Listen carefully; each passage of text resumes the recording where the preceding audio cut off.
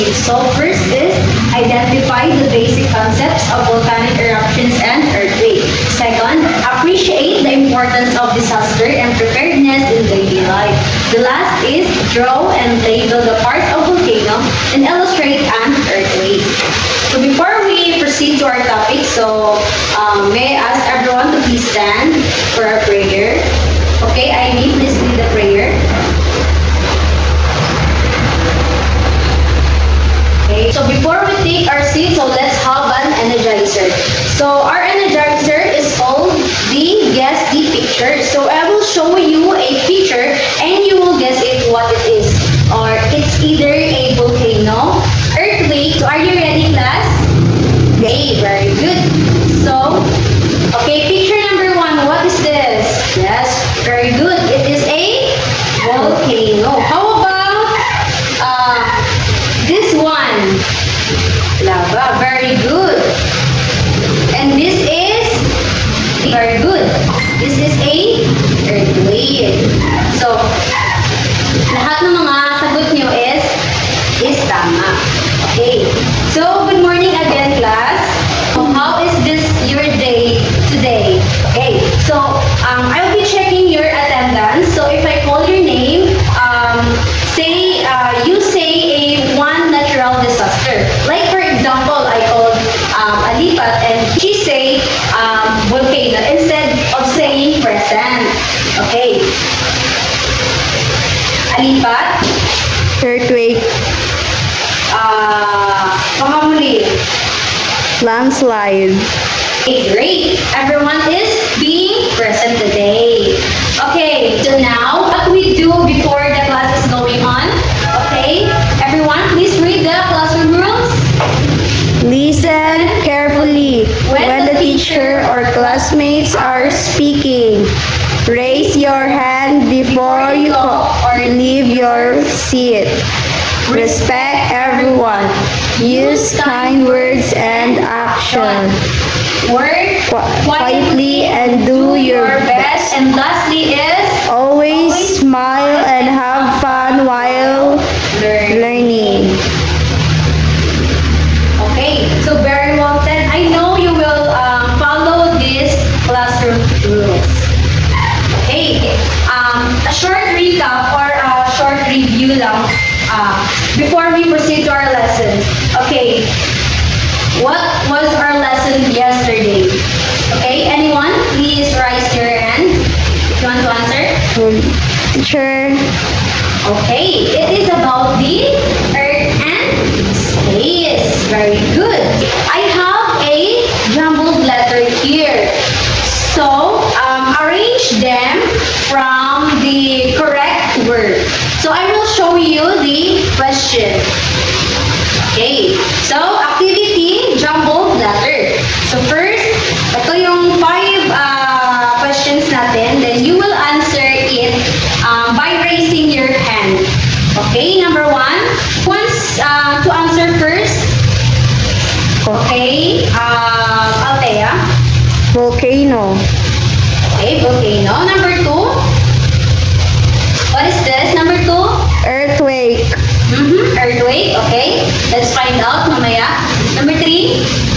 lava, Lava. Number 4? magma, Okay, check natin. Number 5? fault, Okay, so check natin yung mga sagot nyo if tama ba o mali. Ano galing yung sagot ninyo? volcano, Okay, no, check. Number 2, earthquake. lava, Check. Lava, magma, and coal. Okay. So, what did you observe in our activity? Okay, so what did you observe in the activity? It was about the disaster. And what do you think is our topic today? What do you think is our topic today? Yes, it's all about the volcanic eruption. Okay, so why it is important to learn about this? So why it is important to learn about this? Okay, to be safe and prepared. Okay, now we will have an activity and it is called the Let's Draw and Observe. So I will divide the class into A4 groups. The group 1 and group 2, the group 3 and group 4. For your instruction is group 1 and group 2, you must draw a picture of a volcano, and group 3 and 4, draw a picture showing a ground shaking or the earthquake. So you have 5 minutes to work to your group, and after that, each group must post their output here in the board. Okay, so are we clear? Yes. Okay, very good. So you may start now. So great drawing. So let us discuss what is all about. Earlier we played a guess the picture in the jumble world. So all of that words and the picture you saw in the screen is related to our topic, which is the volcanic eruption and earthquake. So before we proceed to the definition of volcano, this is the example of a volcano. So a volcano is like an opening or a hole in the Earth's surface. Magma is the hot and melted rock inside the volcano. So yung magma daw is ito. Ito yung magma na tinatawag nila. The hot melted rock. Second is when the magma comes out daw. So when the magma comes out, ang tinatawag dito is the lava. So the magma is the Hot. inside and the lava is the outside of a volcano. Okay, this is the part of a volcano. The cone, ito yung cone. The lava is in the outside. Then the magma or the magma chamber. It is the rock melted na sa loob ng volcano. And this one is the ash, yung usok ng vulkan. So does anybody here experience a earthquake? An earthquake is the shaking, rolling, or sudden shock of the Earth's surface. So this is the example of a earthquake. Let's proceed to the fault. So a fault is a crack or break in the earth crust where movement happens. So ito yung tinatawag na fault. Ito yung tinatawag na fault. Are they related? Related ba yung earthquake, the volcanic eruptions? Okay, sometimes earthquake and the volcano are related. So when a volcano erupts, the ground is moving. So the Shaking. ground is moving. That is an earthquake. It caused by the Volcanic eruption. volcanic eruption. Very good. So next slide. Why is this important? So reason number 1 is we learn to understand how our planet works. And the reason number 2 is for being Safe. safe and prepared. Okay, we cannot stop the earthquake and the volcanic eruption, but we can prepare if para malaman natin for and during and after the disaster.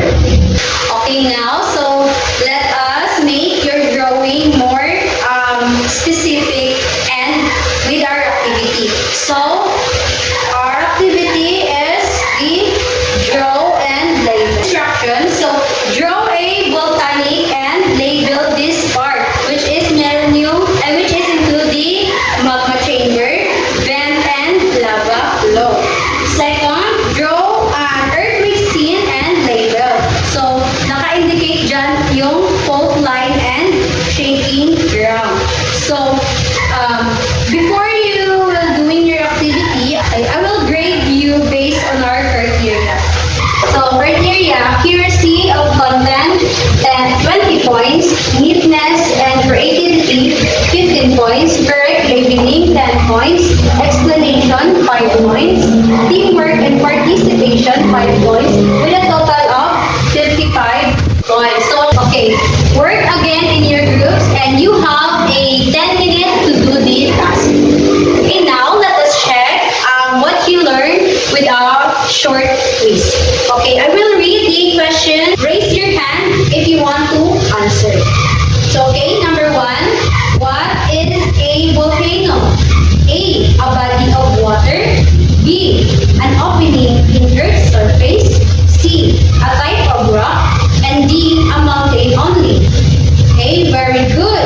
B. An opening in Earth's surface. Second, what is an earthquake? A. A strong wind. B. Ground shaking. C. Heavy rain. D. Flood. Okay, B. Ground shaking. Good job, class. So you got all the correct answer. So for your assignment, on a 1/4 illustration board, make a poster about the safety tips during earthquakes and volcanic eruption.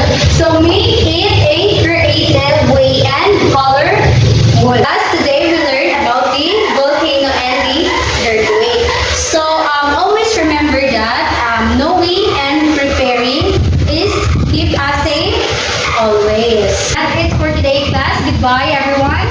Okay, goodbye.